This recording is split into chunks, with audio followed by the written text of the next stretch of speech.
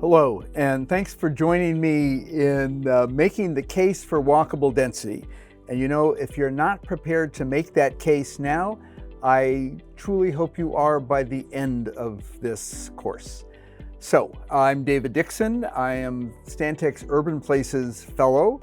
I have long been interested in density, and today I want to talk with you about why walkable density is so important today as something we need to, and I'm going to say confront, because I suspect, as everybody knows in here, density is the other D word. A new paradigm for density that I'll term walkable density that I hope can make a lot more sense to the communities with whom we work. The purpose of this is not density for its own sake, but how to use density as a tool to put walkable density to work, building better communities. A former fellow for the ULI famously said, density with amenity is community, without amenity is crowding. This is Dublin, Ohio, frankly, one of the most successful suburbs in the Midwest, probably second highest income suburb in the Midwest, that for years captured a great deal of the downtown and Class A employment and office space from Center City, Columbus, Ohio, right next door, and a community that through an intensive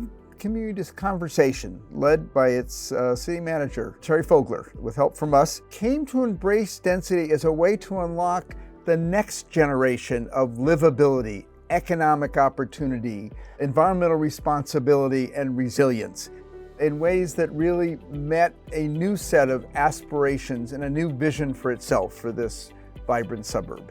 I've been interested in density for a long time. In 2003, I had the honor of being president of the Boston Society of Architects. I was told every president has a project. So I made mine the first national conference on density, myth and reality. And about 400 folks showed up, and it was at a time when, from across the country, when density was a very tough topic. And what we talked about was why this sort of fear and loathing of density, and how it was ironic given the ways in which America, even at that point, was changing, much more so today, actually. And in fact, dangerous in the sense that a fear and loathing of density undermined the ability to create the kinds of communities that folks actually said they wanted. So let's dive in and understand why this fear and loathing is not only ironic, but dangerous, and particularly today.